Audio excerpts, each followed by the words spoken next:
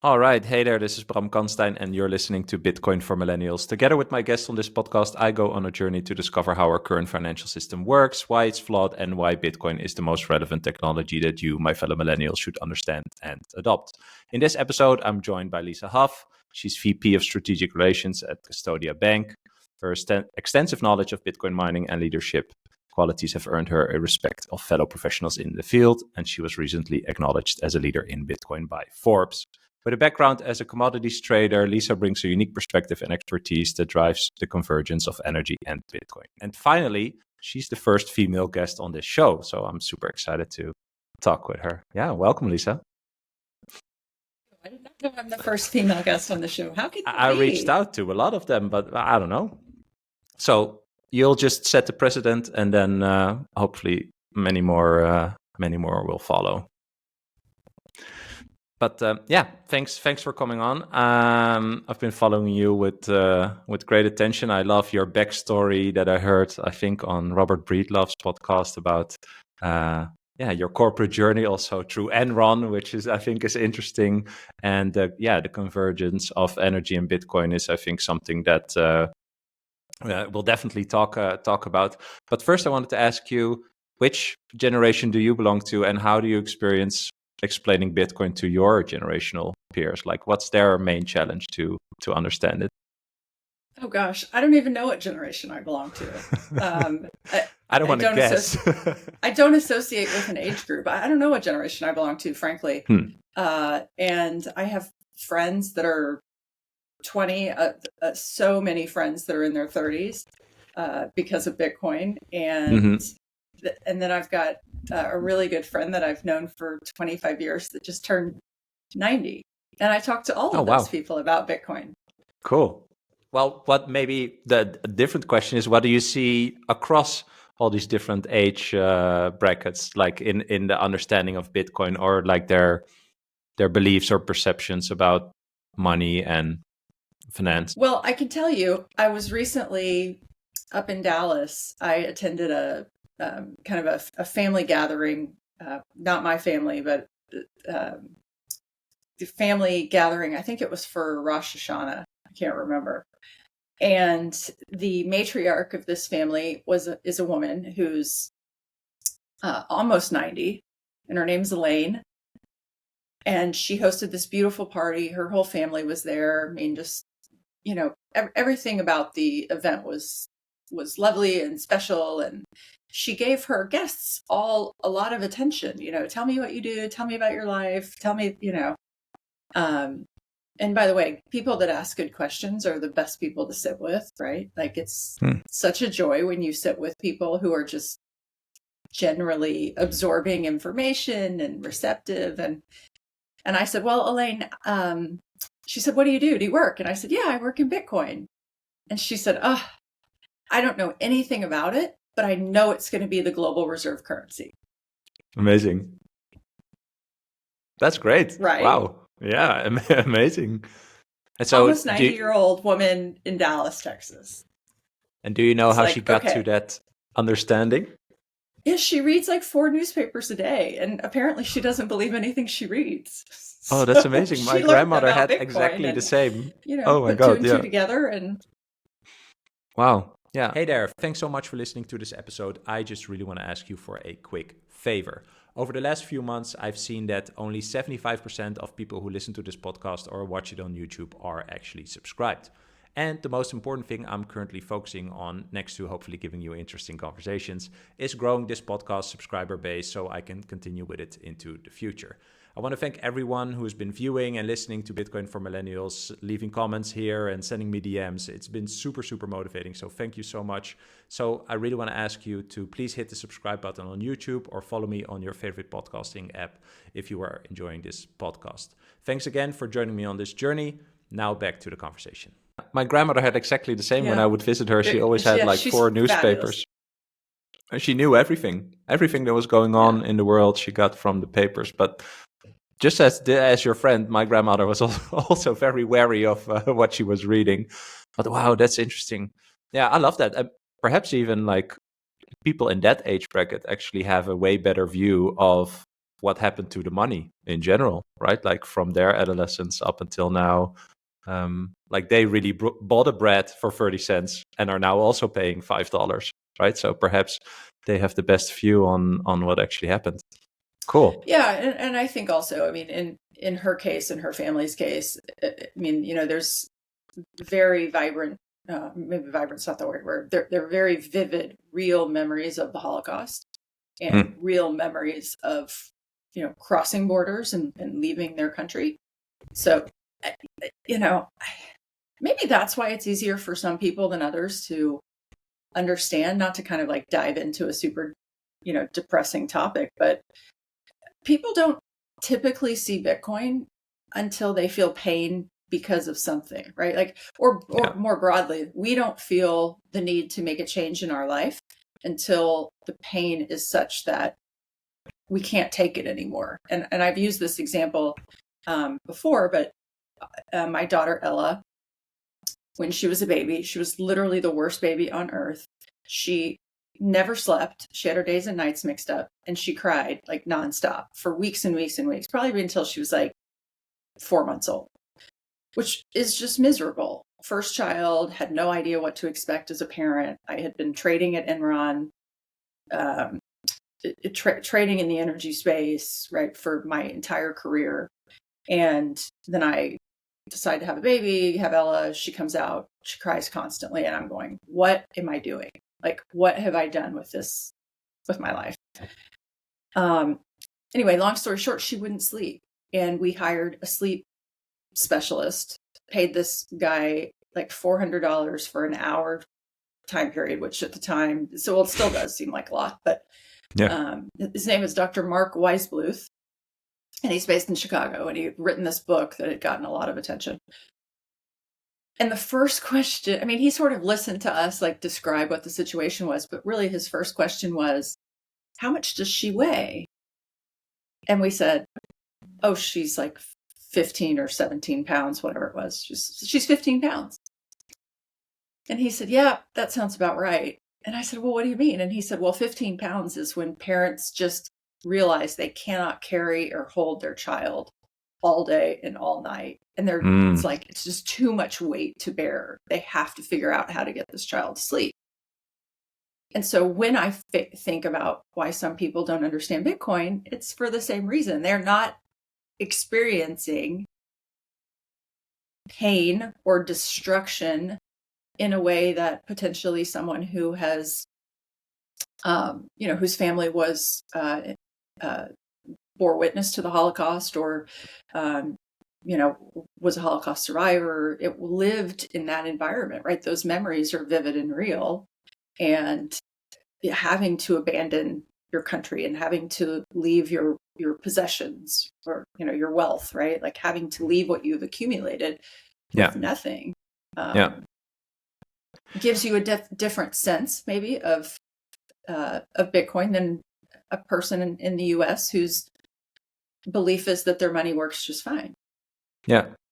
And well, up until a point, of course, their money does work just fine, right? As I just mentioned, like off mic, like why I'm focusing on millennials is especially because, in the West specifically, millennials grew up in the best time ever to grow up, like you didn't even have to be what people would qualify rich to have a good life. Everyone has personal problems, obviously, but in general, there weren't any real big problems, so you don't really question also the system that you basically are participating in. Like a few episodes back, I talked to Tony Yazbek, and he's from Lebanon, and he told the story about just losing everything, all his wealth overnight, and that he said it was basically like a shock. Like you cannot imagine that is actually happening, and then you realize that it is happening, and you still like you don't know what to do, right? So it's, even when you're in that situation, it feels unreal, and when you're not in that situation, how can you even visualize that to understand that there's an actual problem, right? So I think in general, most people need to run into a very big problem, like a nuclear problem, and then you start to move. But like when we connect it back to Bitcoin, I think I understand I now understand Bitcoin, and I came from a place of curiosity. I think honestly, like not from a place of having a actual problem, which I would say is perhaps harder than having the actual problem and then looking for the solution, right? And I cannot really retrace my steps, like how I got here. I don't know. I think it's just curiosity. But I was wondering, like, who or what has been like your most influential to you in shaping your views about like what is money and risk and wealth? Like how did you grow up and learn about that? Not Bitcoin related or Bitcoin related? Well, eventually it leads to Bitcoin, I think, but just in general, like those topics, like what is money or risk? I feel really lucky. I have great parents, and they were not parents that coddled us. I had a job from the time I was 14 years old. I remember we had this big shopping center that opened in the area where I lived, and my mom one day just like dropped me off and was like, "You need to go get a job here." And I was 14 years old, right? Like really too young to work. But I look back on that and I think, God, I have worked since I was 14 years old. Like gave me such a huge appreciation for earning dollars or having your own money. We always had chores growing up as kids. I was telling Ella this the other day that I had this memory that came back to me. One of my chores was to do all the ironing in the family. And so at the end of the week, my dad, would give us our allowance. And I would iron the dollar bills from my allowance and I'd put them in a box, right? And I'd neatly store them. Like I was obsessed with them being perfect. I wish that I would have known, though, at the time, that even if we iron them and neatly keep them in a box and protect them, that they're still eroding before our eyes. I wish that was part of the conversation. But anyway, maybe, and factually, it probably wasn't part of the conversation because that was really right at the time. It was in the same decade that we left the gold standard. So, anyway, I've worked since I was 14 years old. I love working. I love having, purpose. And that is, I think, the greatest gift in Bitcoin is that when I speak to other Bitcoiners, regardless of what their job is, or regardless of how someone touches Bitcoin, even if especially if they don't even work in Bitcoin, they have such appreciation for the purpose that their life has because of Bitcoin. Yeah. And so what was your aha moment when you realized Bitcoin was something to pay attention to? Oh, that's right. You asked me who was my most influential person. Yeah. I've told this story before, but I had an investment portfolio with a money manager who, much older white guy, and I wanted to make some changes. And he and I had some very philosophical conversations about the direction I thought my portfolio should go in versus, his tried and true, this is what works. I've been doing this for 50 years. Look, I've helped all these people that this pipe fitter has now retired, a multimillionaire, right? Like, let me just do this for you. And there was just something about that seemed, I don't know, like it just seemed like a scam to me. And so I started to dig into what was inside this portfolio that he had constructed. And I had discovered that I was in like 26 different mutual funds. And so many of them had the same investment, right? Most of them all had some allocation to Apple and Microsoft. And my interest was really in two things: technology, looking at, what technology was coming at us, and also in energy. So I'd worked in the energy business for a long time. My dad worked in the energy business. Kind of my circle. I live in Houston. My circle of friends are all in the energy business. So, maybe not super glamorous, but um, I felt like my portfolio should incorporate energy and technology. And this portfolio manager was like, well, they can be a small allocation, but they can't be the bulk of your portfolio. And I was like, you know what? Like, I just am going to make some different choices. And he got so mad at me. He said, well, if you're going to make different choices and if you're going to make adjustments, then you can just take all of your money out of our system. And so he asked me to remove, like, he basically said, close your accounts, like within this financial institution, close your accounts. And I was like, okay. So I opened up a TD Ameritrade account and started studying what I was interested in. And one of the things that came up repeatedly is this word blockchain. And so I asked Google, what is how do I buy? I asked Google, how do I buy blockchain? And that's kind of how I started down the Bitcoin rabbit hole. But that was like maybe 2019, maybe like 2018, 2019. I met, I would say the person that's most influenced me on my Bitcoin journey, specifically about money, is Parker Lewis. So I had the wonderful opportunity to work with Parker Lewis at Unchained. And when you're around a Parker Lewis type person every day, it's like a fast course in the reality of our broken money and how Bitcoin fixes things. And so I by the way, I would recommend anyone to read or watch the Bitcoin is not a hedge presentation by Parker, which is fantastic, I'd say. It is. What made you not get into Bitcoin when you first encountered it? I mean, nobody really gets it on the first try, right? Like, were there any things that you ran into?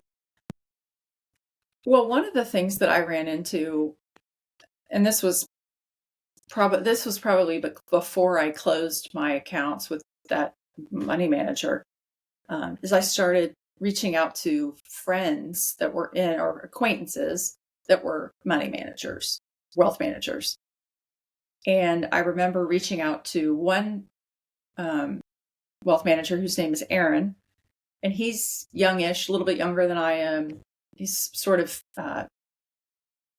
his claim to fame that he talks to everyone about is how early he was to Facebook, how much money he'd made for his parents putting them in Facebook. So I felt like, okay, he understands, like he gets it, right? Like he's more current than my previous money manager. And I called him one day and I said, hey, Aaron, what do you think of this Bitcoin? I said, I think I'm going to buy some Bitcoin. What do you think of it? And he started laughing at me. And he said, Lisa, I make it a point not to lose money for my clients. And in that moment, it sort of just clicked for me that I wasn't going to ask anybody else what their opinion was on Bitcoin. I would go seek information about Bitcoin, but I was not going to go to someone in the traditional world and ask them their opinion because they had no incentive to find out and they weren't curious, right? Nothing was broken. The baby wasn't too heavy. They weren't having to set the baby down. He was managing 10 people's wealth and collecting a fee and doing fine. And in that moment, I really realized, like, I'm not going to ask anyone else. And I also, it sort of takes me back to my first job in the energy space. So I had applied for a job. When I graduated from college, you still read the newspaper and you looked at the job postings in the physical newspaper. Yeah. And I replied to an ad in the physical newspaper, the Houston Chronicle. And it turned out that the company that I was applying to was Fibro Energy. And Fibro was the commodities trading desk for Solomon Brothers. So apparently 400 people applied for 2 jobs. They were analyst jobs. And I got one of them, and a guy named Toby got the other one. I went to work for Fibro. I don't know how many weeks I was there, not very many.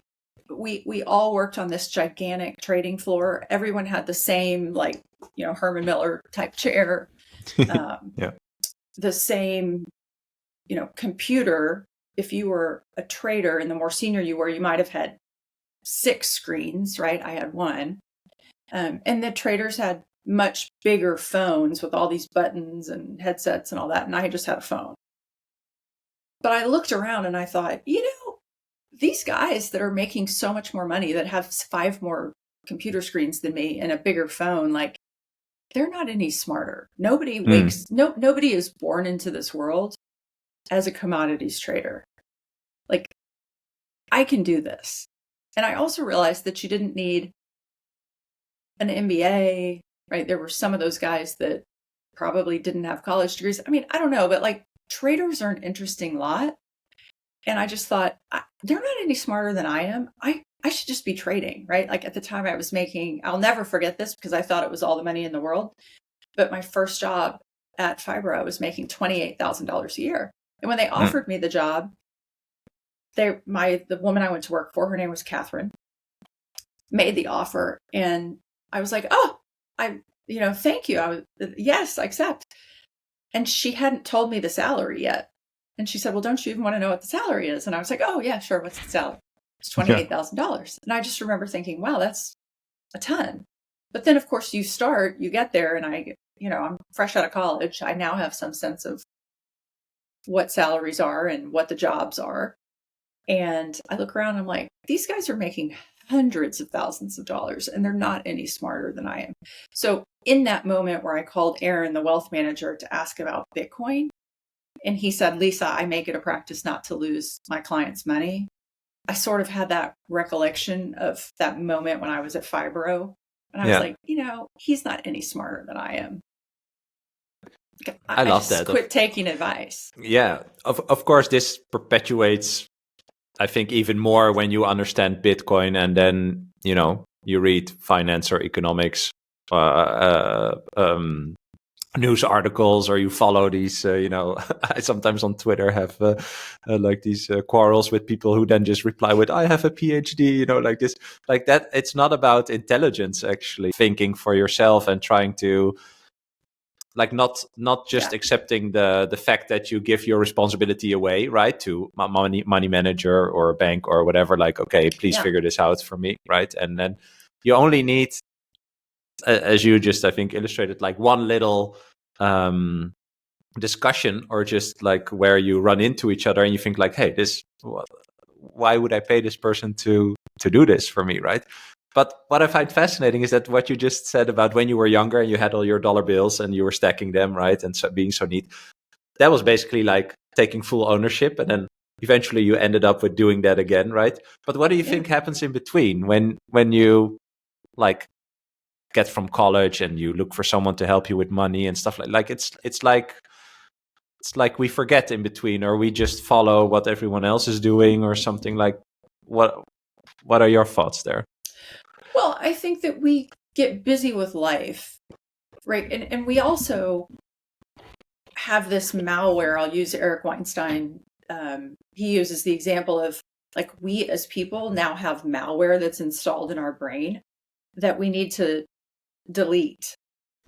We have these ideas, and I call them socialized ideas, but what I really mean by that is we have things that have been done a certain way, and so people accept them as truth. This is the way we should do it. So, for example, you should graduate from college, you should want to, whatever all these steps are, get married, have kids, buy a house, join a country club, have a nice car, go to Florida on vacation, like whatever the list is, people have an ideal of what a happy life looks like.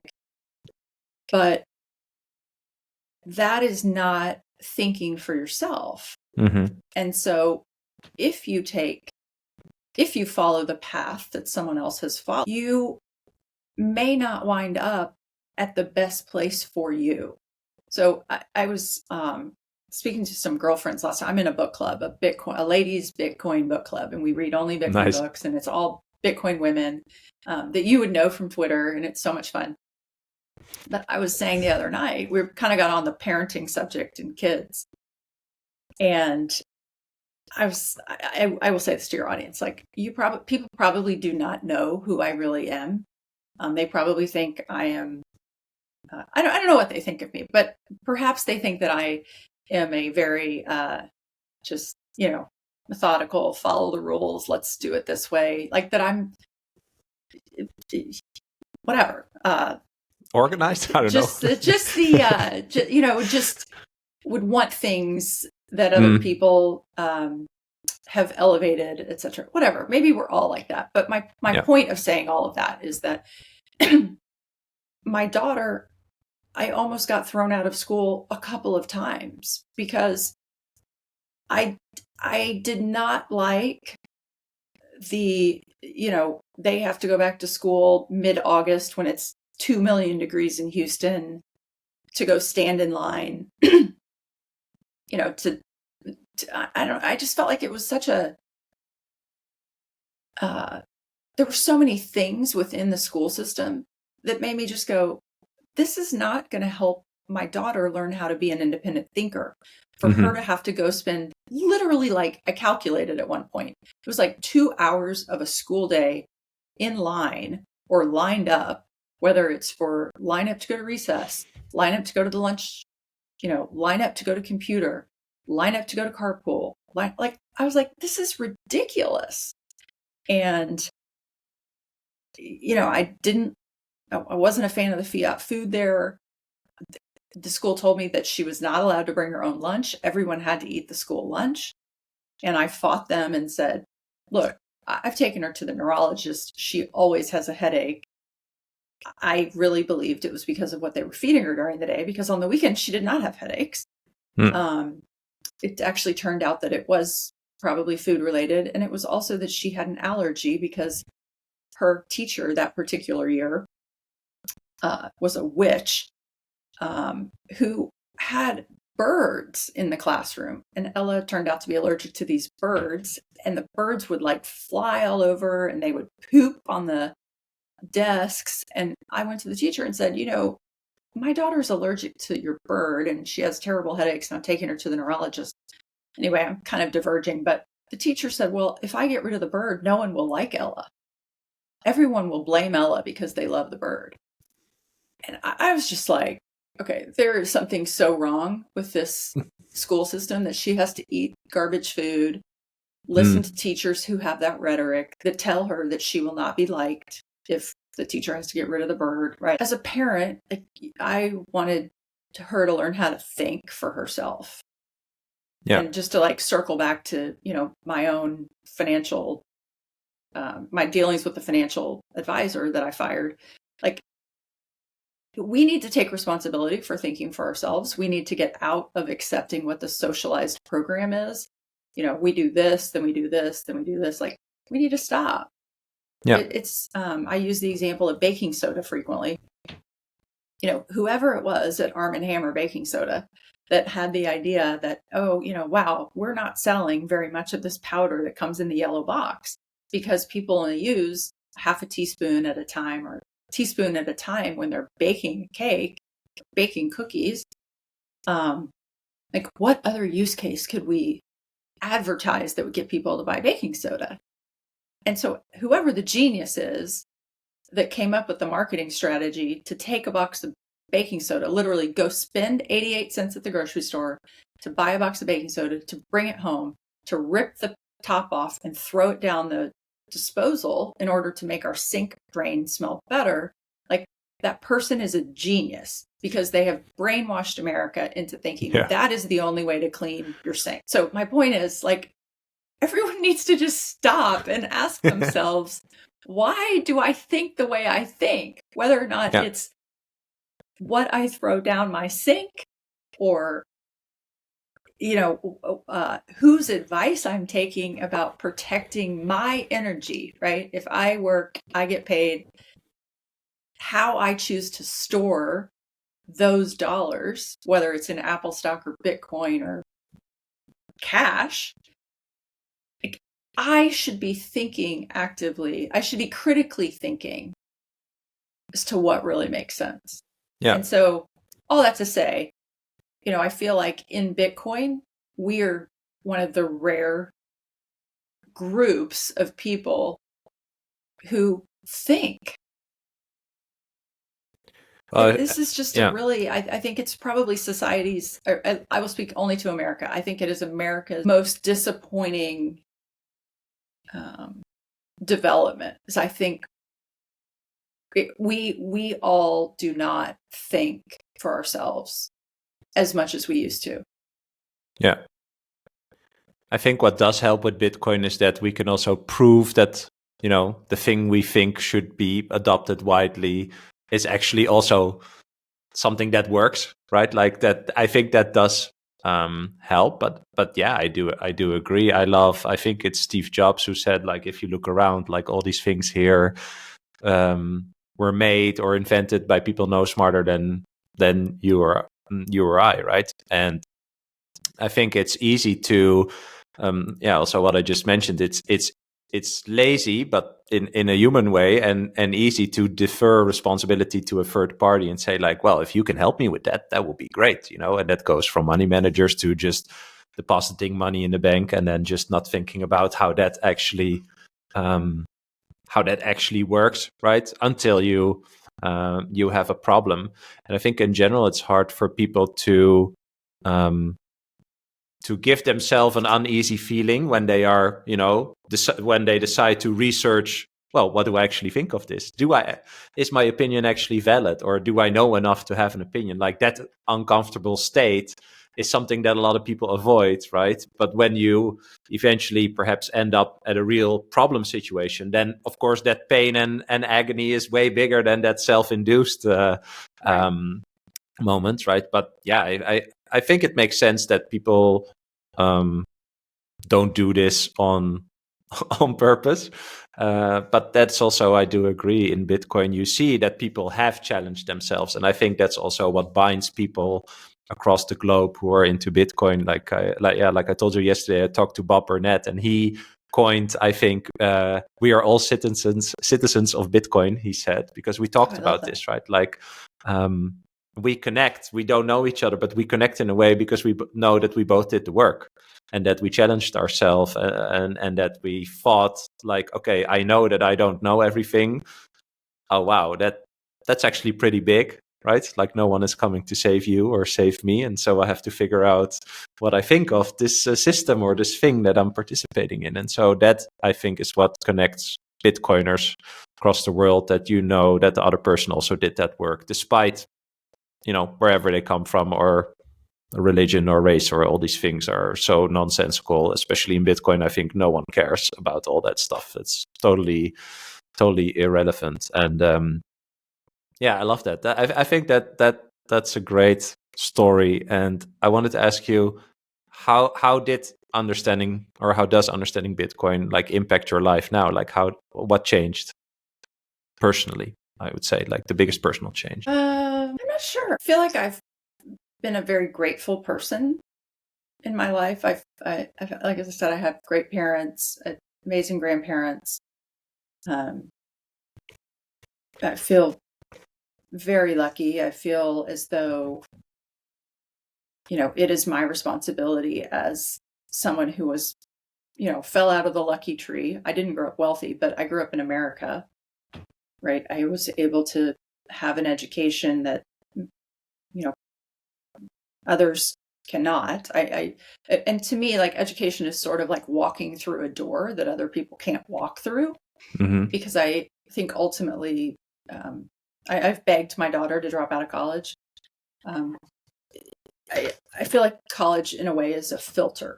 It's not as though you go and you have all of this wisdom that then you can take with you and do something else. I've never used my degree for anything ever. I have a degree in biology. In fact, when I got into college, my dad said, you can either get a math degree or a science degree. It's your choice. But I'm not going to pay for anything else. Mm. And so I got a science degree. And I didn't love it. I didn't enjoy the study of it. I think the only class that I really did well in, that I found challenging and fun in a way and whatever, strangely, is organic chemistry. Although I do say that it ruined, I took it in summer school, and it ruined an entire summer in New Orleans for me because I took 2 semesters of organic chemistry. So I felt like college was this filtering system for relationships. And, it's when I did go get a job for Solomon Brothers, they looked at my resume and I'm sure, even though this was so far before the DEI narrative took hold, right? Long before. I was a woman, I had a science degree, whatever. Like, I'm sure those things impacted me getting the job. I feel like Bitcoin just gives you this sense of purpose, or it lets you perhaps connect all of these dots that you've picked up through your life. You've had these data points, but you haven't quite known how to sew them together. And in Bitcoin, for me, it's allowed me to sew so many things together. And I think in Bitcoin too, like what I love about Bitcoin people is that we all have purpose, right? If you have found your purpose in life, you have won. Like, winning is not financial success. Winning is a community purpose. Waking up every day. I wake up every day and I think I've had a dream about Bitcoin. And I wake up thinking about something in Bitcoin. Right? Like, it is so fun. Yeah, right? Yeah. It's so much fun. It's entertaining. Yeah. Yeah. I agree. So fun. I mean, when I was trading natural gas, I would wake up and literally the first thing I would do would be to turn on the Weather Channel to see if there'd been a shift in the weather, because every single degree shift from forecast would basically send the markets in one direction or the other, because it impacts, every degree impacts load. And so it changes the demand, obviously. But yeah, like, now I wake up and I think about Bitcoin, and I guess I talk about Bitcoin too much. I was with a normie friend the other day who said, all you talk about is Bitcoin. Like, I just, like, you're exhausting me. You just talk about it all the time. And in a way that hurt my feelings. But then I started to think, when I'm at a Bitcoin conference, or I was in Nashville recently at the Bitcoin Park for the Mining and Energy Summit. Yeah, there was a lot of discussion with Bitcoin, but in our kind of just small, 2 people talking, 3 or 4 people standing around having lunch or sitting at a table, like, no one talks about Bitcoin. Exactly. To your point, like, it's such a value alignment tool that when you are Bitcoiners, you're not fighting to, like, get your values across. It's just understood. Yeah, it's interesting. I think I almost wanted to say, when you said, well, you talk so much about Bitcoin. Yeah, but it's because it touches so many things. I know. It touches so many dimensions of life, from energy and tech and philosophy and sociology and all these things. And that's, I think, where, at least for me, the purpose or the interest comes from. Like, I learn something new every day. Like, literally, I learn something new every day, where I'm like, oh wow, I'm surprised. I didn't think about that before, or I didn't know that before, and that is, to me, well, maybe that's my personality, right? Like, that's motivating. It's just motivating that once you accepted that you don't know everything, that when you learn something new, then that's great, right? That's literally getting 1% better or something like that every day, right? Like, if you learn every day, that's amazing. Like, that I think that keeps, like, pace in your life, and then you feel like you're never dormant if you're learning every day, right? So I think it's exciting. And yeah, I like the word entertaining. I talk about this a lot, actually. Like, I think it's entertaining. It's amazing to be in the middle of a technological tsunami, and it's also about money, and we're living through something that has not happened in a very, very long time. The invention of a new money. Like, wow, what a big thing is that? So that for me is also one of the things to, when I started this podcast, I felt like I'm going to talk about this for the next 50 years. So why not just start now? And just have fun learning every day. That's basically it for me. Yeah. Fun. I know. I was looking up, I wanted to remind myself, yesterday I was at a luncheon at the Houston Petroleum Club. As I think I mentioned, there's this conference going on in the oil and gas. It's traditionally an oil and gas conference. It's been going on for decades. It's kind of where a lot of exploration production guys come, and they have maps of parcels that they're selling and projects that they're selling, and there's industry tech there. And anyway, in the last 3 years, there's a big Bitcoin mining hub that's at the end of the convention center with a lot of the folks that you and I know. So yesterday there was a luncheon at the Petroleum Club, and it was a Bitcoin and energy lunch. Anyone could go. And the speaker was Chris Alfano, and he's the CEO of 360 Mining. They're based in Texas, and they mine off of production. So they're an off-grid miner, not an on-grid miner.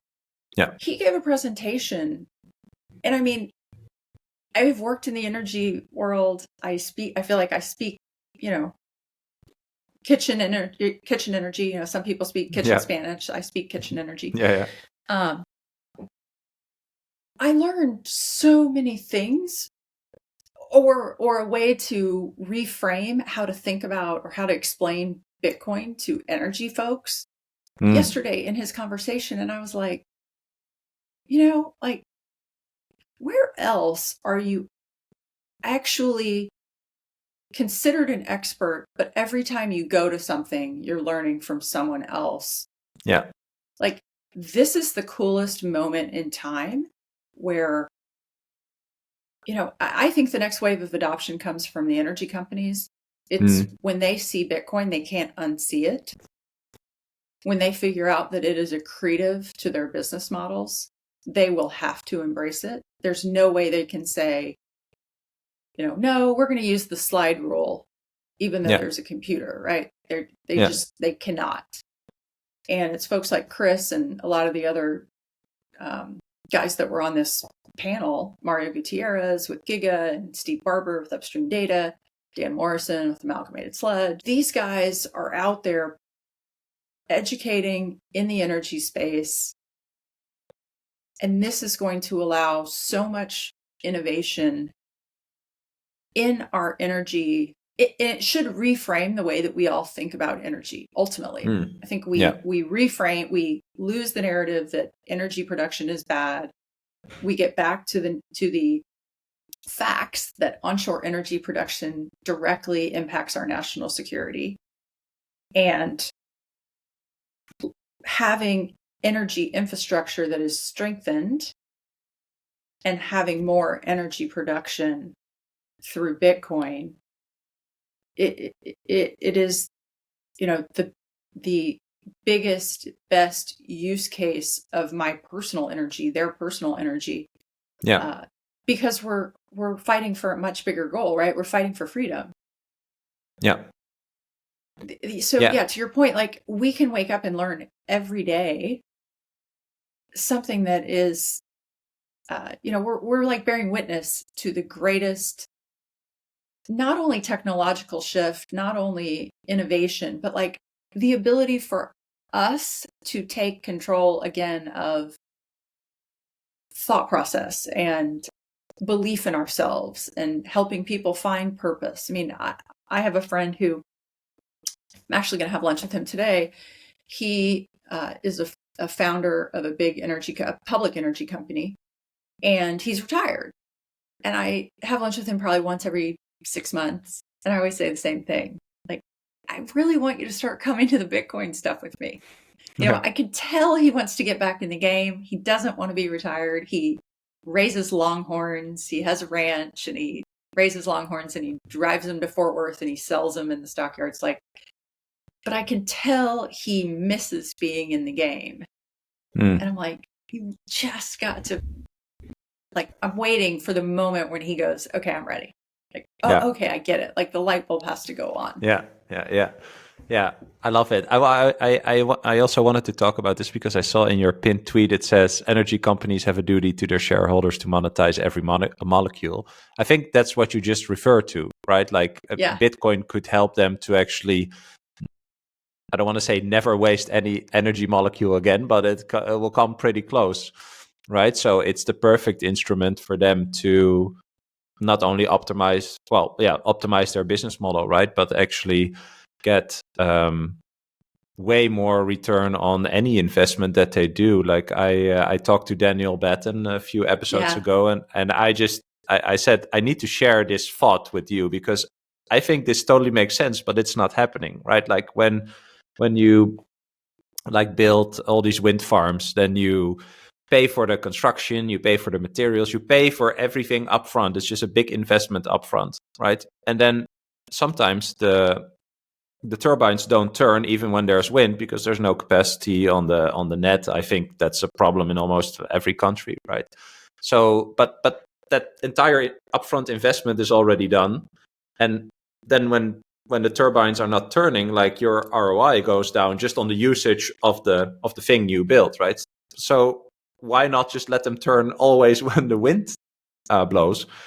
And you just mine Bitcoin when nobody wants to use it on the grid. And I was like, and then you even get, you could possibly get like over 100% ROI on everything, the upfront investment, the usage, like all the write-offs, all these things. And so I said to him, like, I just want to check with you, like, is this too simply thought or not? And he was like, no, you're totally right. But that's the entire thing. Like to go back to what we just talked about, the think for yourself part, it sounds so simple. And that's why people in a complex industry, I'd say, have a hard time gripping this thought, right? Like, could it be like this simple to just harvest that energy all the time or whatever, the methane flaring, etc. It's the same type of concept. Do you think that's something that people run into, that it seems too good to be true or something like that? No, I don't. I don't think that they think it's too good to be true. In my own conversations, they don't think it's too good to be true. They just, I was recently sitting with the former chairman of a huge retail electric provider and there are two based in Houston, and I was having dinner with one of them. And it was the first time I'd ever met him. I was with a friend, and then he and his wife. And first time I'd ever met them. They were so nice. And the question came up, what do you do? And I said, oh, I work in Bitcoin. And he was like, oh, tell me about it. I've been wanting to figure this out. Tell me about Bitcoin. Great. And so maybe I gave him like a 5-minute pitch. I kind of have like a 5-minute here. Let me tell you, if you're an energy guy, why you should care. Yeah. And his response was, is that what this is all about? and wow. Really, like, my point was, if you're an energy guy, like, you can think that it's for money launderers, terrorists, you can hate Bitcoin, but it literally is going from the slide rule whatever to the computer. It literally is the 0 to 1 innovation that allows you, again, to get away from this socialized idea that throwing away energy or allowing energy to go unused is okay. It is not okay. Hello, Elizabeth Warren, you have this all wrong. Yeah. We have more energy in Texas to power the Bitcoin ecosystem multiple times over that we waste, right? Like, Bitcoin is not eating all of the energy in the world, nor will it melt the planet. Yeah. So, but these guys, all they hear is what's on Fox News, right? All they hear is what's in the Bloomberg article that gets perpetuated. Yeah. Which, like, the whole media thing is another subject I can barely even speak about these days, because I keep having arguments with folks in my circle and telling them they've really, like, got to stop reading the mainstream news. Like, it's just, I think it's very, again, I think at the end of the day, like, if I can go so far down the rabbit hole, I think it is a threat to national security when you print things about Bitcoin that are untrue to further what you believe is the correct political narrative, what you believe will get you votes, right? Oh, Bitcoin is using too much energy, we're going to shut Bitcoin down. Like then you've got all these climate zealots who want to vote for these politicians who say things that are completely factually unprovable and incorrect. So all that to say, here in Texas, my experience with the energy community is once they see it, and then when you can paint the connection between them monetizing molecules, which is accretive to their business model, and make the connection to national security, right? Like they're on board. Energy guys are all about freedom. Energy guys understand national security. Yeah. And really they're I think they're the smartest people on earth. And like you said, they don't even have to like Bitcoin to and they can still profit from it, right? If they can just up their ROI on whatever their operation is, that could be a big enough incentive already, I'd say. Yeah. Right? And the Bitcoin is an added bonus, no? Yeah, 100%. And you know, so Chris Alfano yesterday from 360 Mining, he had these slides.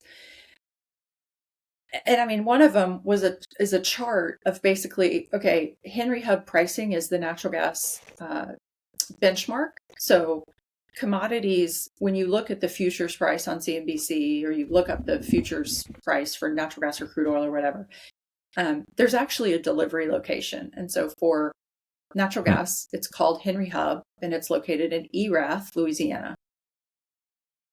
So that's what people think of when they go, what's the natural gas price today? $2.50. But actually what guys are getting is much less, because in order to get gas to market, what do you need? You need a pipeline. And there are all kinds of fees. I mean, booking pipeline space is a little bit like booking an airline ticket. You have to book. You can book on a daily basis. You can contract out for long, 30-day pipeline, long-term pipeline capacity.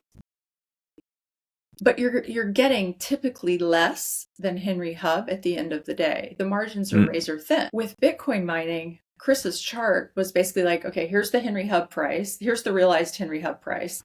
And then here is the actual realized price. If we converted natural gas into Bitcoin, here's the realized price of the natural gas. And like in some instances, it was like $20 or $30 or $7 or right. It's more than $2.50. Yeah. And so when you explain this, when you show people factually, here's what it will do for you. And so let's just say that you're a producer and you, a lot of people talk about the flared gas narrative, which is definitely a thing, right? Bitcoin can help reduce flared gas, and that's good for a variety of reasons. It's operationally good because in many instances, if you have oil coming out of the ground, you have associated gas coming with it. There may be a pipeline there to take the oil away, but there's no pipeline in place yet for the gas. And so that gas gets flared. So that's bad for the operator, right? That he is literally lighting capital on fire. He spent capital to go, he coordinated capital from the market to go put, drill bits into the ground to get that oil up.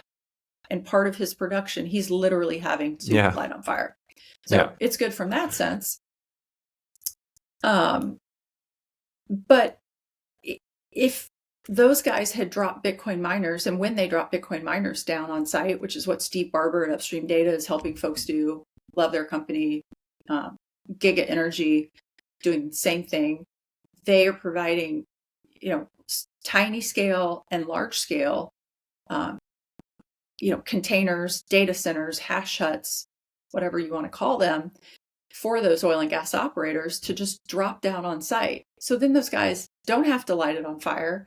And then let's just say that you do have a pipeline to put gas into, but the pipeline could be, maybe your realized price of the pipeline. Dan Morrison yesterday, he has gas in New Mexico, and he said last week he was getting 64 cents for his gas. Or you could be mining Bitcoin and you could turn that into like $12. Yeah. Right? Like you cannot unsee the benefit. Yeah. And so, I see that we eventually, this is a big statement and maybe it's too much, but I think that we eventually use all energy to mine Bitcoin. Instead of using the surplus or this much energy to mine Bitcoin, I think that we eventually direct all of our energy into Bitcoin mining operations. And then we live on the excess. And I also believe that we drive the price of energy much, much lower, because as Bitcoin miners are setting up operations and distributing electricity around the globe, to your point of the guys spinning the turbines, it's more operationally efficient. It's more accretive to business models for energy to be running all of the time. And actually, a few years ago, I had somebody on LinkedIn reach out to me, a guy that works at Entergy. And he actually works on the turbines. He's one of their turbine engineers. And he had written a paper that he shared with me about how it's, obviously not only accretive to keep running so that they can keep selling power, but that from a mechanical standpoint, from a maintenance standpoint, to keep those running is better for the turbines than shutting them off and turning them back on, which makes perfect sense. I mean, as someone who lives in Houston and drives short distances a lot, I wear out the starter of my car more frequently than someone who, gets in their car and drives 600 miles and turns it off and doesn't drive it again. So it's interesting. Do you think that there will be new energy companies that will also just be Bitcoin companies? So whenever someone starts a new utility company, that it will also just be a Bitcoin company at the same time? I heard this as an idea. I thought it was pretty interesting, actually. Do I think there will be new energy? Actually, what I think is probably going to happen in the very short term is I think that Halliburton or Schlumberger, these oilfield service companies, I think they're going to gobble up the companies that are innovating in the Bitcoin space. Right? And in that way save themselves. Well, look, I mean, we need Schlumberger and we need Halliburton for a very long time, right? We need oilfield service companies. We are going to need them. We are not going to stop using oil by 2050. Anybody who believes that should go, really look. I was going to make a smart ass comment, but that is not true. We are going to keep using it and we need those companies. But again, Bitcoin mining is such a tool in their tool base to allow them, operationally to improve their margins. Yeah. So that's why I pinned that tweet. And this is why I talk about this all the time. I believe it is absolutely their duty to their shareholders or their stakeholders to use every tool at their disposal. Yeah. And Bitcoin is not illegal. Bitcoin mining is not harmful to the planet. These energy CEOs, and at least the ones that I speak to, they see Elizabeth Warren, but they're not Elizabeth Warren fans. They may acknowledge that, what they heard from her initially was what they believed. But when they're being exposed to guys down at NAPE, right, this big Bitcoin mining hub, as the oil and gas guys drift down to the Bitcoin area of this big oil and gas conference, and they're having conversations, you can see that things are changing. And they are actually. I mean, you can see it at this conference. The first year that the Bitcoiners were there, they were the space was this big. The footprint was this big of the Bitcoin area. And now it's this, sizable part of the convention. Yeah, I love it. So you mentioned you're in Texas. Of course, there's a lot of stuff going on with the state of Texas and the federal government and all the other states, or lots of other states also supporting Texas. And there's a lot of different states that adopt new legislation about Bitcoin. How do you see regulatory or policy changes locally, or also, the federal government goes against the states, I think, in a lot of different ways. Do you think that could threaten or strengthen Bitcoin? What are your ideas there? Yeah, I think Texas should become its own country. I personally am so tired of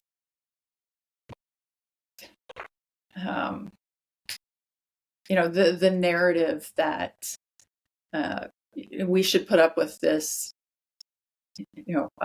the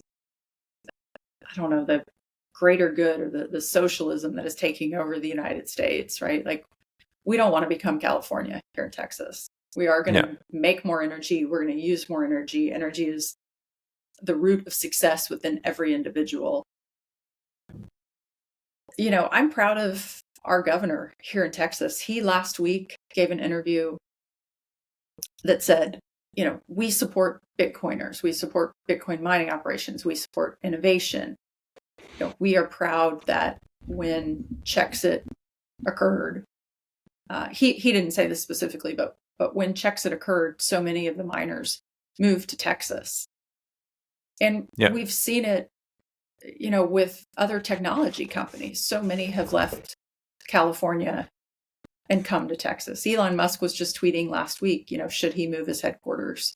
Should he move another branch of something to Texas? Like, we've seen this for decades. I think there's more job creation in Texas than every other state combined. That may not quite be true right now, but it was true within the last few years. I haven't looked recently at what the statistic is, but the point is, it holds true. There's more job creation here than almost anywhere else.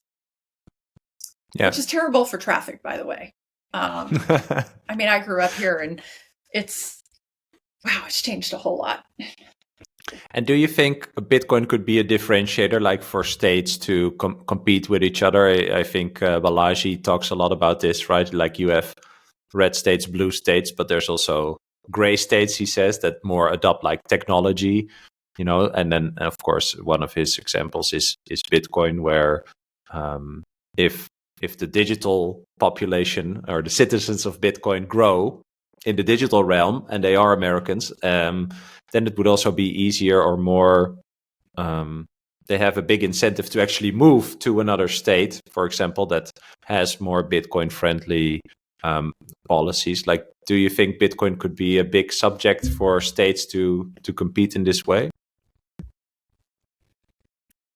I really hope that it becomes that. I don't think it is today, because you have, I don't want to keep bashing Elizabeth Warren, but I think her energy policy is lacking.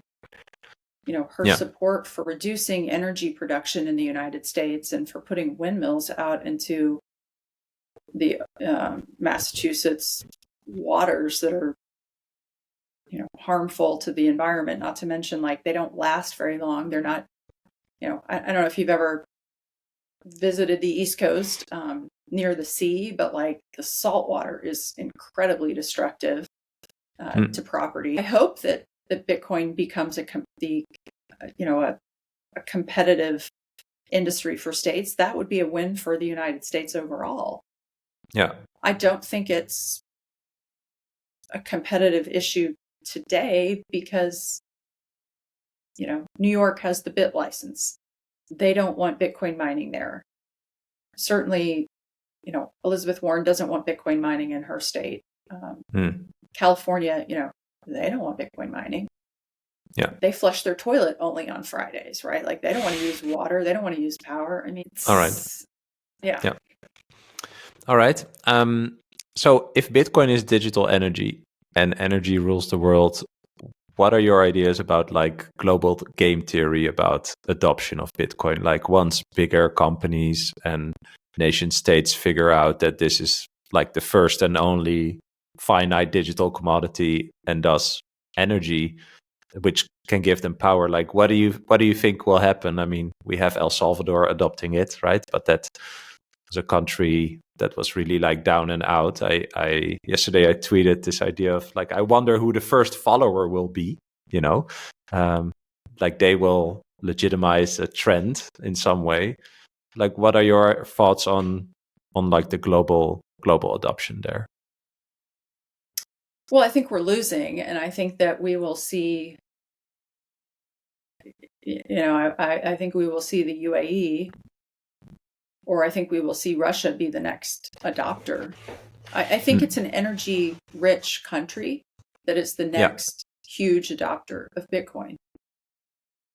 And honestly, why would they do that? Because, I didn't know anything about the petrodollar situation before I got into Bitcoin. And Alex Gladstein, I think, has the best piece. It's in Bitcoin Magazine. If you Google Bitcoin Magazine, Alex Gladstein, the petrodollar, this fantastic article comes up which explains it. But why in the world would Russia ever agree to take their own natural resources, right? They have coordinated capital.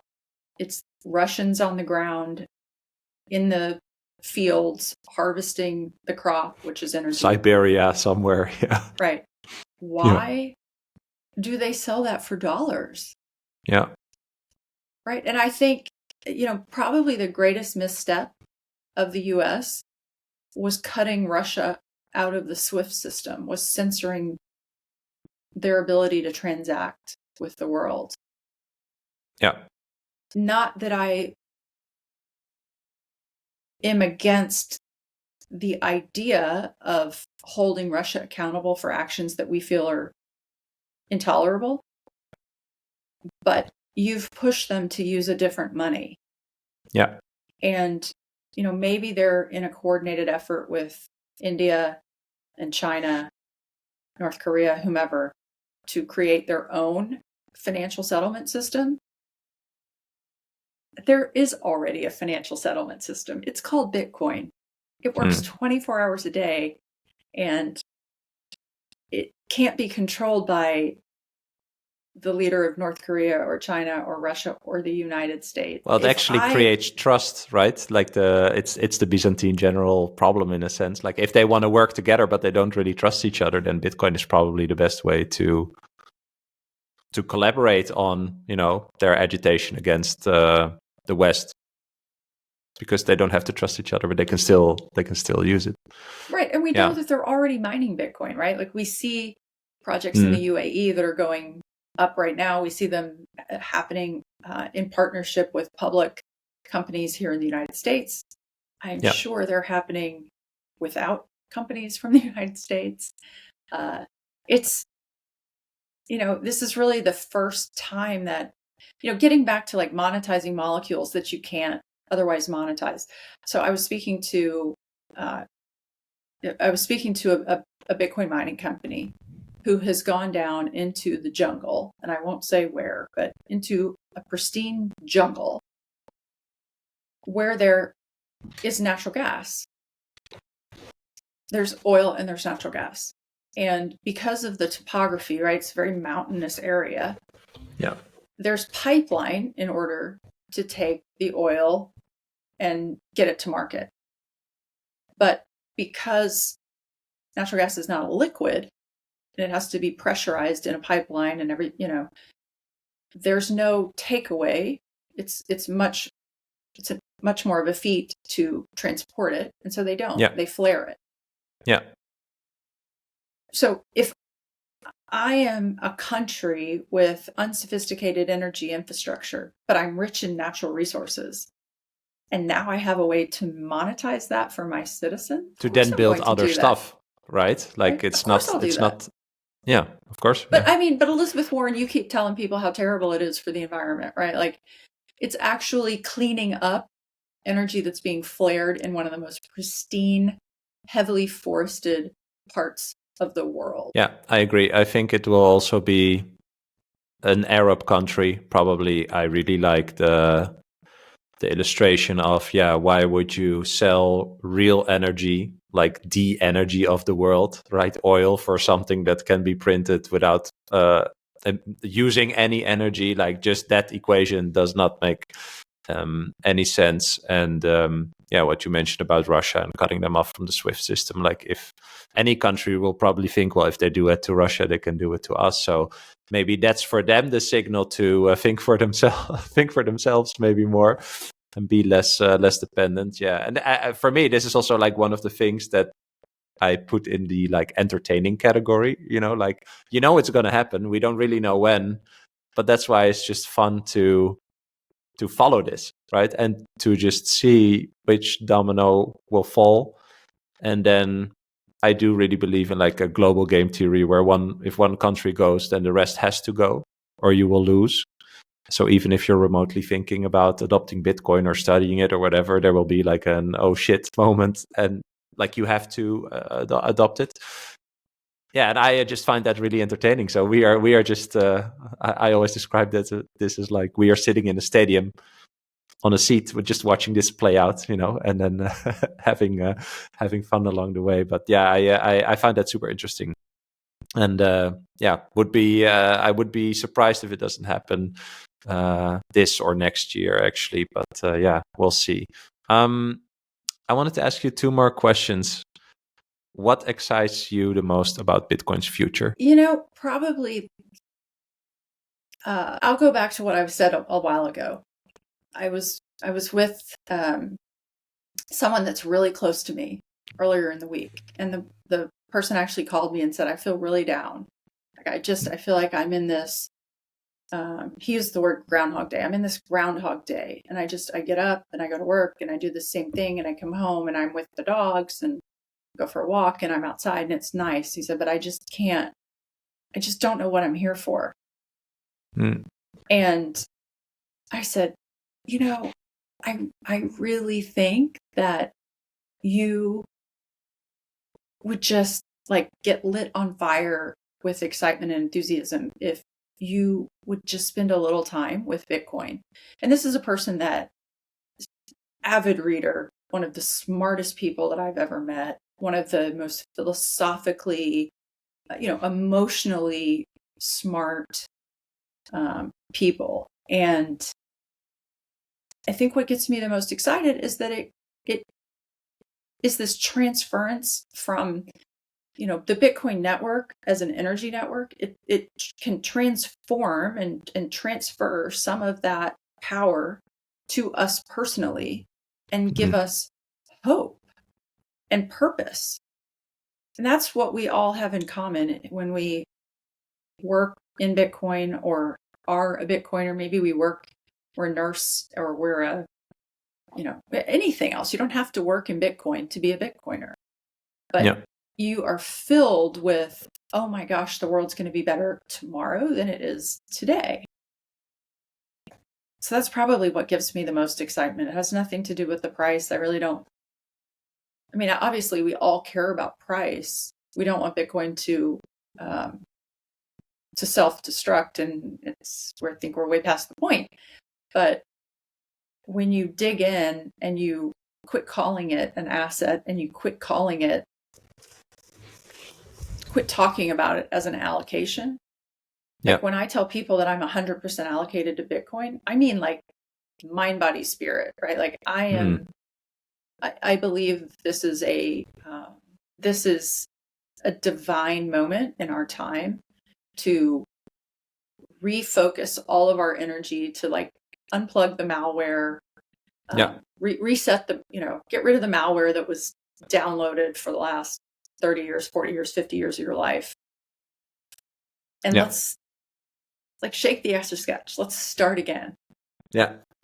It will probably not surprise you, but I have the same experience. Like in the past 10 years, my attention to Bitcoin has grown. I think like my time allocation, like with different things that I do, but it is the main thing in my thinking, and it's definitely not only about price, especially what you said. I think there's so many dimensions, from philosophy or just learning about finance. Like I don't have a background in that, and again, like learning every day. So I think that's a great way to almost end this conversation. I want to ask you my last question that I ask everyone, which is, what is a core belief that you will never let go? Oh, you should have warned me. Sorry. No, core belief. So I wrote a book.